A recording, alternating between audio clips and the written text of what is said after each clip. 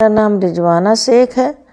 The ultimate guide to success book part 15 continue करती हूँ।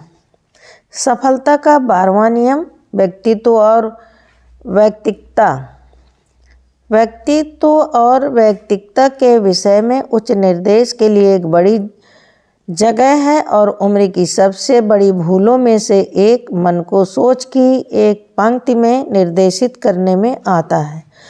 और उम्र की सबसे बड़ी भूलों में से एक मन को सोच की एक पंक्ति में निर्देशित करते हुए आती है, जो स्वयं के इन दो अलग भावों को अलग करता है। वे दोनों बड़े महत्वपूर्ण हैं और जैसा कि हम उन्हें समझ सकते हैं कि हम सत्ता के लिए उनसे सामंजस्य बिठाते हैं, और जब हम उनसे सामंजस्य बिठाते हैं, दुनिया एक बहुत बड़े सफलता के कानून की गवाह है, जो अन्य सभी कानूनों को दंडनीय और महत्वहीन बनाता है। तब ऐसा लगता है मानो इस पूर्ण चुंबक में सभी नियम समाप्त हो गए हैं, जिन्हें मानव कहा जाता है। मानव आत्मा की दृश्य और श्रव्य अभिव्यक्ति है, और इस अभिव्यक्ति से मिलने वाली ऊर्जा जीवन की अप्रत्यक्ष ऊर्जा है। यह आत्मा ही है हर जीवन की ऊर्जा, उस जीवन का अनदेखा पक्ष है। जिस तरह गुलाब की अनदेखी ऊर्जा को इत्र में दिखाया जाता है और गर्मी के रूप में प्रकाश की ऊर्जा बाहर की ओर निकाल दी जाती है, जैसे ही गर्मी नियंत्रित होती है, वैसे ही जीवन की यह ऊर्जा भी नियंत्रण के अधीन होती है। बाह्य शरीर जिसे हम देखते हैं और स्पर्श करते हैं, उसे केवल ऊर्जा का भौतिक रूप माना जाता है। हमें इसे व्यक्तित्व कहना सिखाया गया है। व्यक्तित्व वास्तव में केवल वह ऊर्जा है जिसका हमने अभिव्यक्ति में सोच विचार किया है और हमारे खुद के अपने अनुमान की साक्षी है। हमारा शरीर या व्यक्तित्व बस उसी की अभिव्यक्ति बन जाता है जिसे हमने अनंत ऊर्जा में निर्मित किया है और अपने उपयोग के लिए उद्देश्य तल पर स्थानीयकृत किया है। कोई व्यक्तित्व को देखता है, लेकिन वह केवल व्यक्तिकता को महसूस करता है। यह वह सूक्ष्म चीज़ है जो हम में से विकीर्ण होती है। किसी का एक बहुत ही अप्रिय व्यक्तित्व हो सकता है, फिर भी वह एक बहुत ही आकर्षक व्यक्तित्व प्राप्त कर सकता है। व्यक्तित्व है तो वास्तव में विकर्षक है, लेकिन अक्सर हम उन्हें जानने के बाद उनके अंदर छुपा एक अद्भुत व्यक्तित्व पाते हैं और इससे मंत्रमुग्ध हो उठते हैं और किसी बाहरी को नाराज करना भूल जाते हैं। व्यक्तिवाद अस्तित्व के होने और सोचने का सकारात्मक स्तंभ है और हमारा व्यक्तित्व नकारात्मक स्तंभ है, जिसका एक अप्रिय व्यक्तित्व और एक प्रिय व्यक्तित्व है। वह हर राहगीर को बताता है कि उसने सोच की नकारात्मक सामंजस्यहीन रेखाओं के आगे घुटने टेक दिए। अगर यहाँ नहीं तो फिर किसी और चेतना की अवस्था में, और वह बाहरी मन में रहता है और उसे भिन्न धाराओं में पकड़ लिया गया है और समान चेतना के कानून और यह कि इस जीवन में अभी तक दोनों बलों ने शामिल होना नहीं सीखा। अक्सर हमने लोगों को कहते सुना है, शैली एक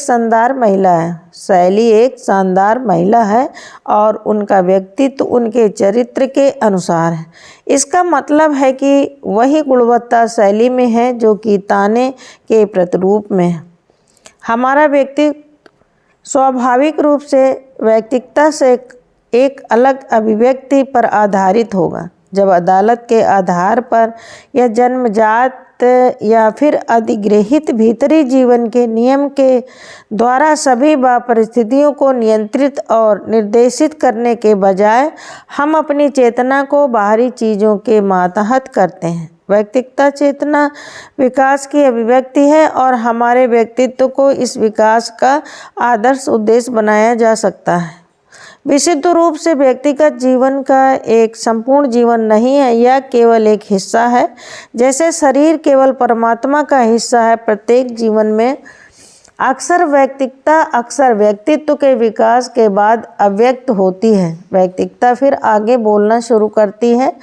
यह और कुछ नहीं बल्कि जीवन के लिए सबसे अच्छा विचार है जो समय दर समय बढ़ता रहा है। हमारे जीवन के हर पल को व्यक्तित्व अपने आप से जोड़ रही है और व्यक्तित्व अपने आप से जोड़ रहा है, और जब दो एक हो जाएं तो दोनों के लिए समान सामग्री का उपयोग किया जाता है और फिर रूपांतरण की कोई अधिक आवश्यकता नहीं रह जाती। लेकिन जब तक उन्हें बीच अलगाव है, कोई भी यह जान सकता है कि जीवन में कभी कुछ काम करना बाकी है। अस्तित्व की पूरी योजना कमतर का अधिकाधिक अवशोषण करने के लिए बनाई जाती है, जो आत्मा के प्रकटीकरण में संपूर्ण तत्व की उदात्तता को प्रस्तुत करती है। प्रत्येक जीवन का नियम यह मांगता है कि व्यक्तित्व और व्यक्तित्व पारस्परिक रूप से जुड़ जाएं, ताकि व्यक्तित्व को बाहरी रूप के साथ साथ आंतरिक रूप से भी व्यक्त किया जा सके, जो कि दृश्यमान होने के साथ साथ अदृश्य शक्ति भी। इस समय व्यक्तित्व उच्च आवेगों की उत्तेजना के माध्यम से परिकृत हो जाएगा। व्यक्तित्व कार्यशाला है और हमारे विचार वे उपकरण हैं जिनसे परिश्रमी मूर्तिकार सभी स्थूल पदार्थों को काटता है, जब तक कि भीतर स्थिर दिव्य आत्मा की छब मांस, रक्त और स्नायु के व्यक्तित्व में प्रकट नहीं होती है।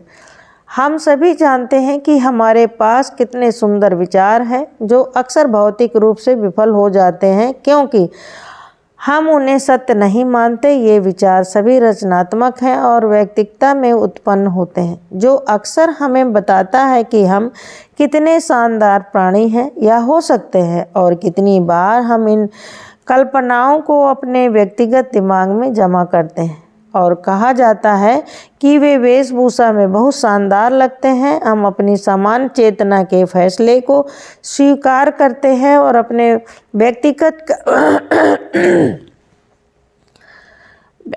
व्यक्तित्व का निर्माण पूर्णता से कम के विचार से करते हैं। जब हमारे भीतर की आत्मा चिल्लाते हुए बाहर संदेश देती है कि हम चाहें तो हम अपूर्व बन सकते, हमारी समान चेतना हमारे व्यक्तित्व की सहयोगी है और इसके माध्यम से हम पृथ्वी की संतान बन जाते हैं, और हमारी व्यक्तित्व हमारी प्रबुद्ध अलौकिकता की सहायक है, और इससे के माध्यम से हम जानते हैं कि हम ईश्वर के बच्चे हैं।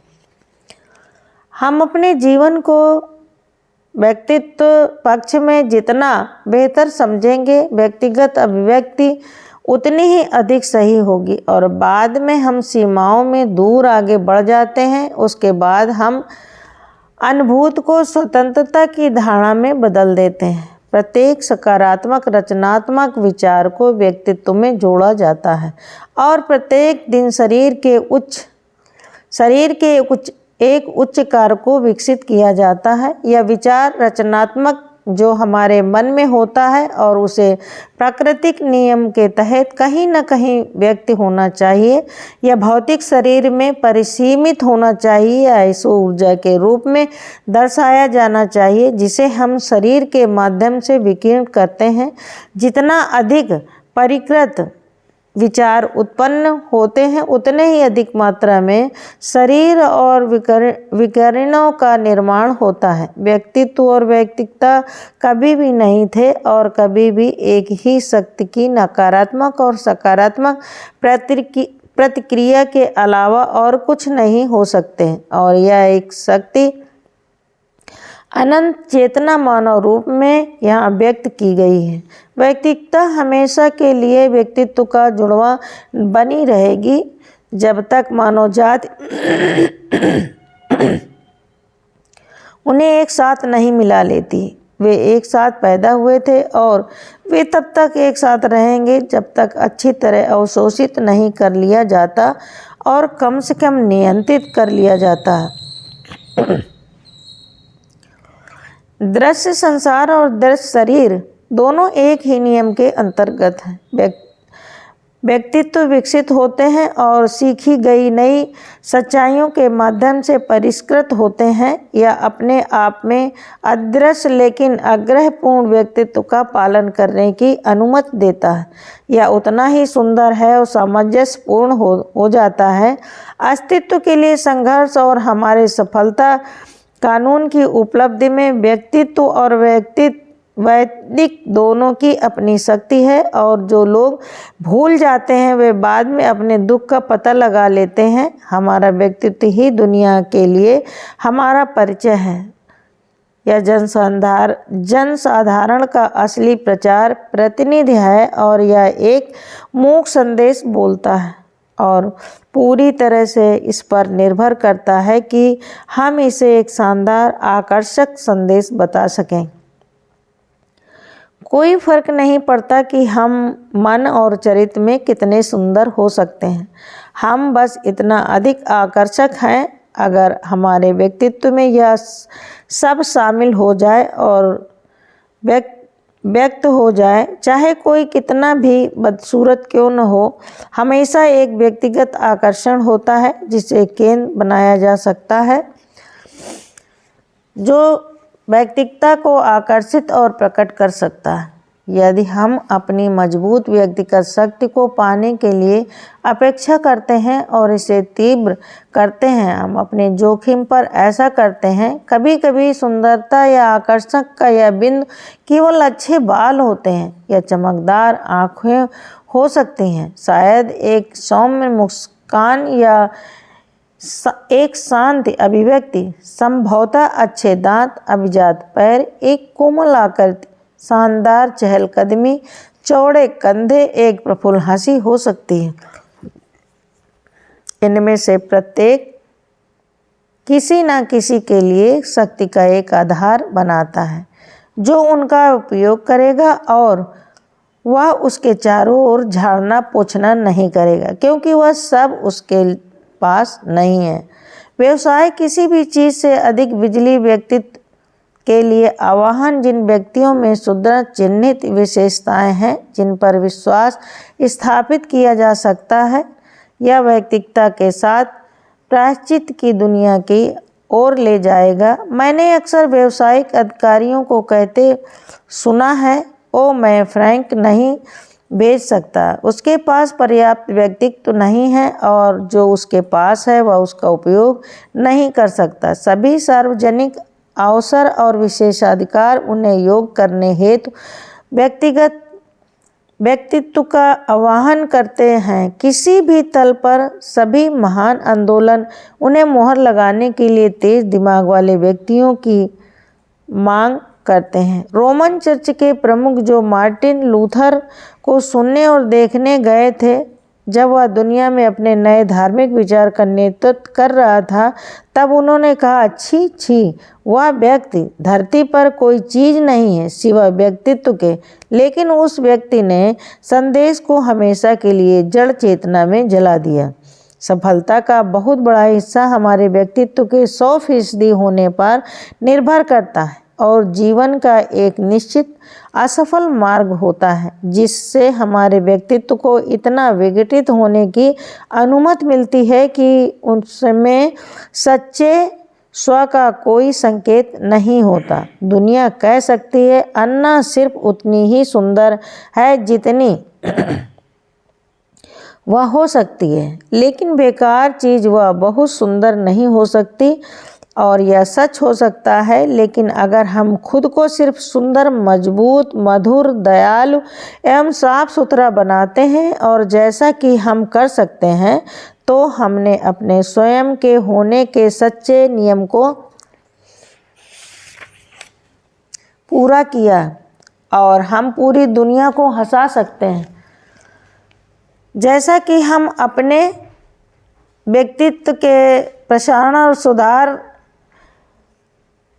में अधिक से अधिक परिपूर्ण हो जाते हैं, यह सूक्ष्मता हमारी चेतना में डूब जाती है और हमारे व्यक्तित्व में शामिल हो जाती है, और प्रत्येक दिन हमारी व्यक्तित्वता अधिक अद्भुत रूप से बढ़ती है। और यह संपूर्ण व्यक्तित्वता हमारे चेहरे और आकृति के माध्यम से अपने सभी मजबूत आवेगों को निभाती है, और हम फिर से कार्रवाई और समझ के माध्यम से उन्हें फिर से उत्कृष्ट करते हैं। जब तक कि हमारी मानसिक शक्ति पूरी नहीं हो जाती, तब तक हम आकर्षण की एक चुंबक बन जाते हैं और जीवन के हर क्षेत्र में हमसे एक महान प्रेम, शक्ति, सफलता और आजीविका विकीर्ण होती है और हमारी उपस्थित एक मंगल कामना बन जाती है।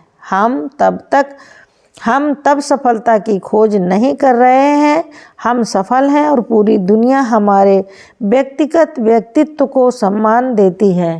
Thank you.